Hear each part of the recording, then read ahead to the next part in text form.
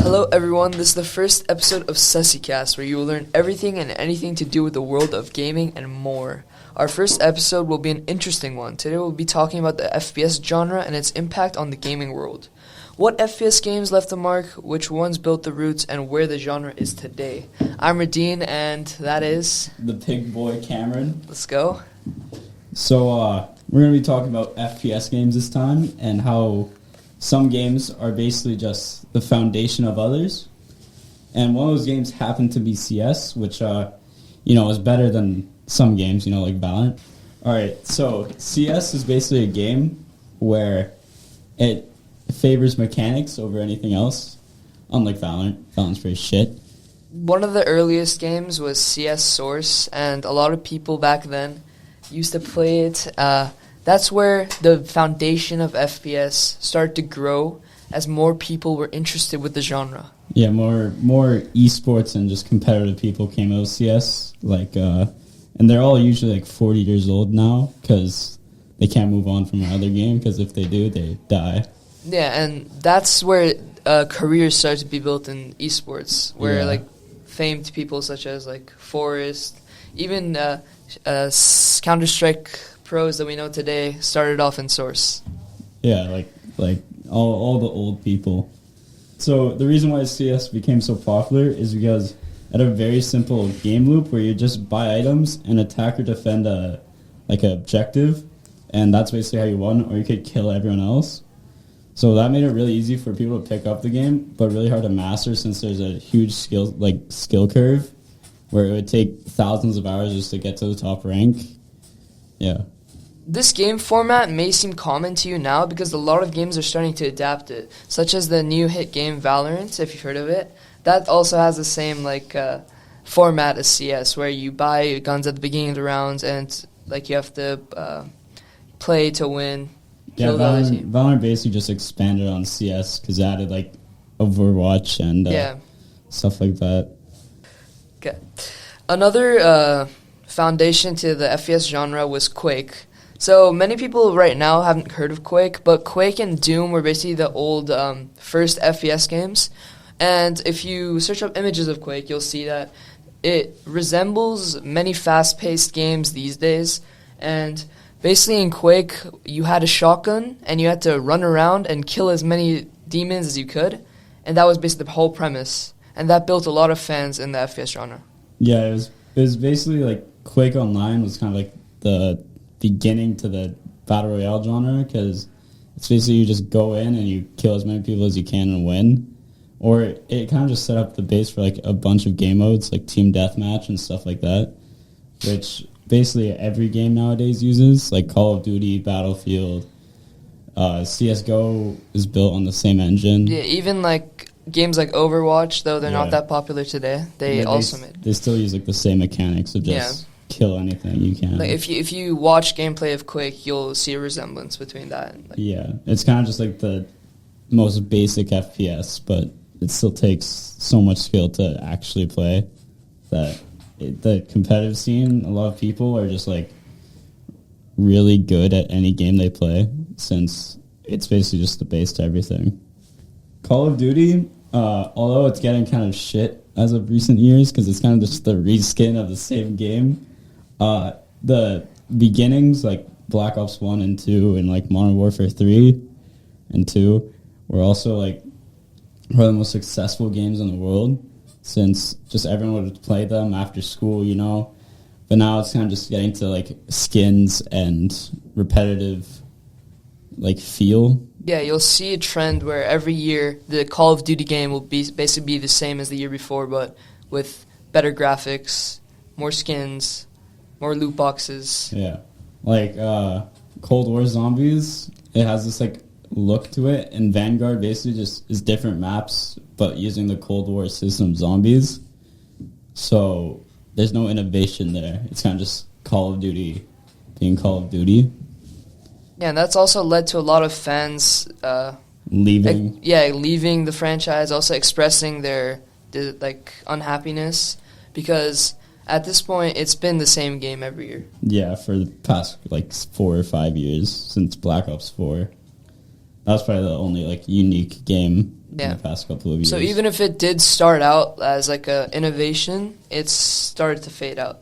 Yeah. So yeah. So what's the commonality between them? All of them basically serve as a base to the other games, such as, let's say, CS. If you've seen gameplay, it's very similar to Valorant now, but Valorant's like different but in small ways, but it's still copied the main frame of CS.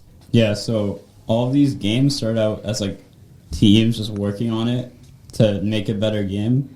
So like CS:GO was, I think, a mod for Half-Life or something like that. Yeah. Where it was just two people making a game that they wanted to. Call of Duty was just like started as like a World War II, really tired, boring game. Yeah, but basic. Then it got to like really fun, fast-paced shooting.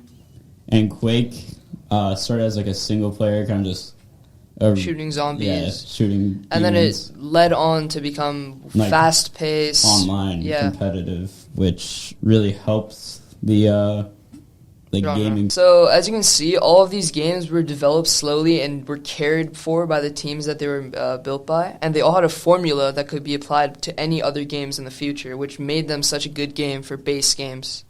Yeah, but some of the games we've talked about have deviated from this, as we've talked about Call of Duty, and CS:GO and Quake have kind of stayed the same, or just CS in general. Yeah, Haven't and- really changed since it's worked out so well. And Quake has just kind of Yeah, fallen off. I don't think they've made many.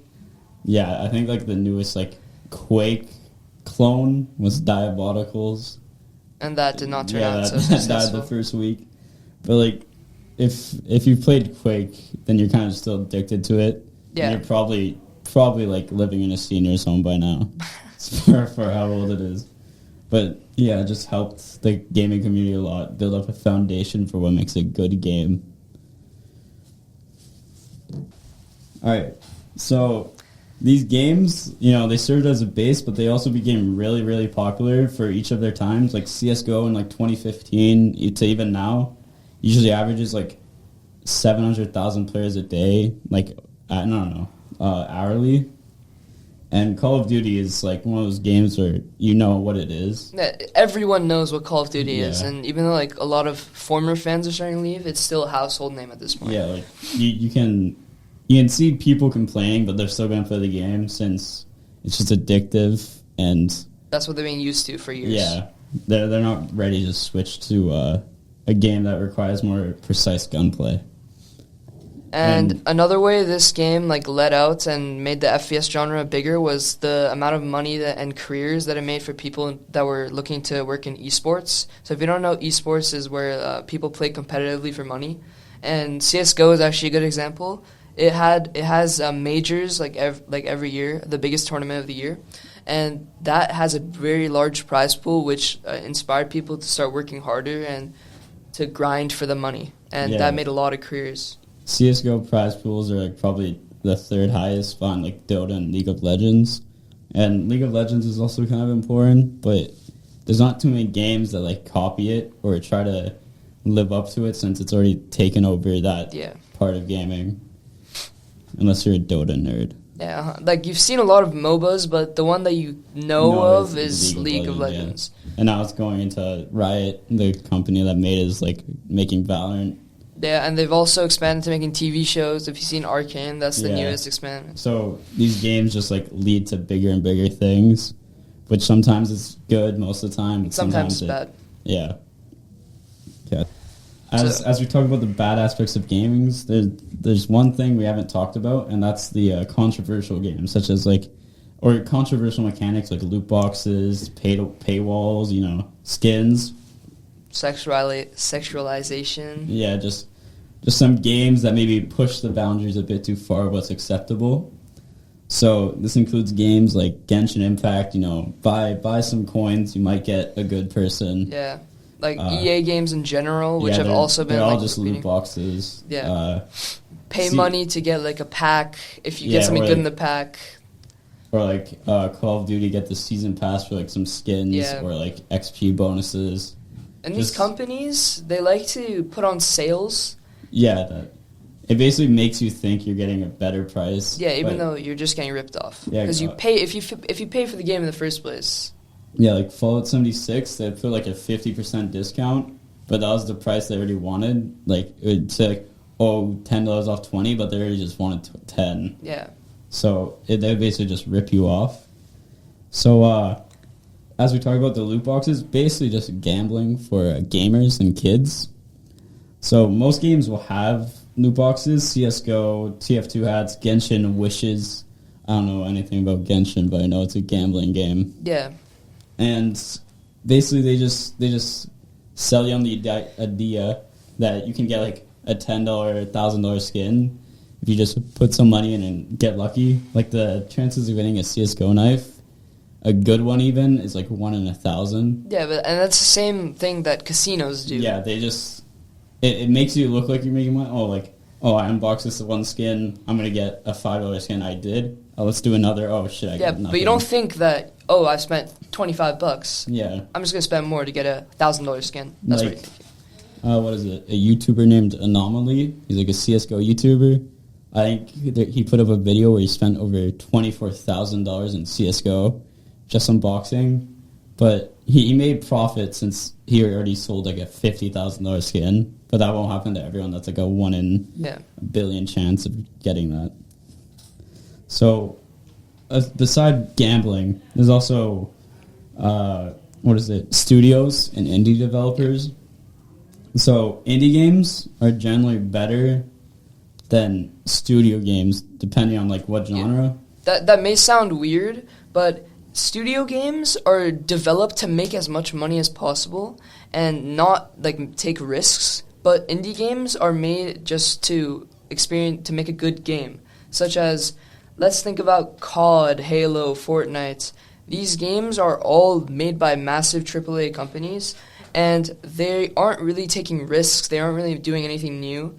But games like Hollow Knight, Terraria also started out as an indie game. Jump King, Celeste. These are all games you might not have heard of, but they have a much more loyal fan base. Yeah, they're much more ironed out. Like, what is it?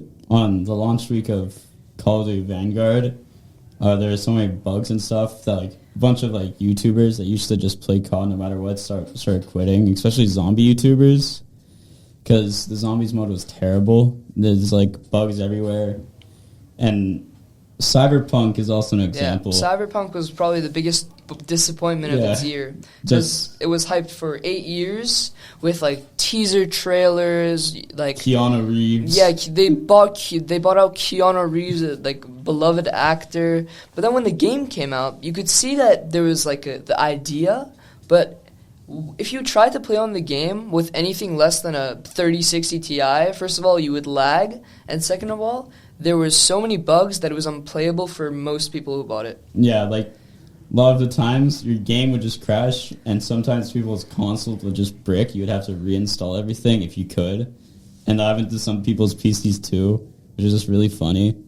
It's kind of like playing GTA 5 with a texture pack on a PC from 20 years ago. Yeah, like, it's not really optimized for... Yeah, 8 years and they didn't do anything. They just kind of got the money from the hype. Exactly. That's because studios are looking for money and not for the actual like happiness of the people who are buying the games. But some like studios that are kind of considered indie, like Hello Games that made No Man's Sky, the first attempt they made was really shit. Like the game, they promised a bunch of stuff they didn't deliver. But over the years, they've started to grow on that game, which is also the difference between indie games. Yeah, like they made a mistake, but they listened to fans' like input and criticisms, and now the game is beloved. And they didn't hype anything out up. They just kind of stayed to themselves for like a year and a half and just worked on the game, adding multiplayer and everything they promised. While most games published by like studios are usually like open beta, and then they'll stay in the beta during release and just work on it until, because studios have such strict deadlines and stuff. So like they release it in beta, and people are like, "Oh, the game is like good, but there's a lot of bugs. But this is just beta." But then when it comes out, not much of it has been fixed, and the studio, instead of fixing it, they said, "Oh, we'll do it next year," and then next year it's the same thing. Yeah, but it's not really the developer's fault. It's more like Activision. Like an example would be Activision just pushing for deadlines. Like you have to get something done by now, but like it's literally impossible to do that without something going wrong. So yeah, it's more just indie games. They will listen to the fans more and take criticism, while more established games don't really care. They're still making billions. Yeah, they're more worried about keeping their formula and their profit than actually like releasing a game that makes people impressed and like happy.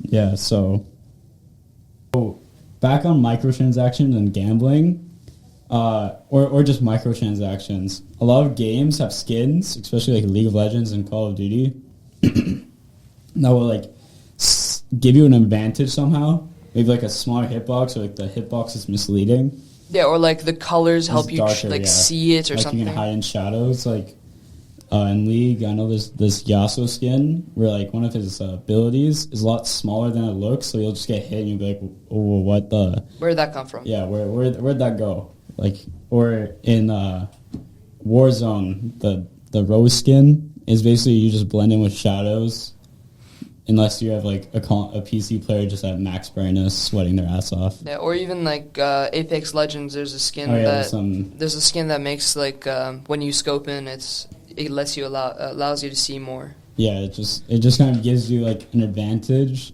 that like isn't noticeable to you, but it might be distracting to someone. Like if your character has like fire above their head or something like that, or like extra colors on them, then it'll just be distracting. Be like, I mean, or it might work against them and they just get hit. But generally, it's like it just helps the player using the skin since they could pay for the skin, which then encourages others to buy the skin. Which is kind of a genius idea by the company, since and then they're like, "Oh, we didn't notice. Like, sorry." Yeah, well, we'll boost the contrast. Like when CS:GO released its operator skins, there's some place on Overpass where you would blend in with the wall completely, and no one could see you until after you died. So they had to legit add a feature to boost the player contrast so you could see like them sort of in an outline. Like, yeah, it was kind of like a Valorant outline, but not noticeable. Yeah. Also, speaking of Valorant, the weapon skins, they're not really pay to win, but they make you feel better about yourself. Yeah, like, let's say if you're shooting a normal Vandal, it feels like you're shooting a gun. If you're shooting the Elder Flame, it feels like you have a dragon at your arm. Yeah, or like, what is it, Prime Vandal? Yeah, you can see the tracers better also. Yeah, it just sounds better and it feels more like a thing. And Overwatch also has this, but it's an arena FPS, so it doesn't matter.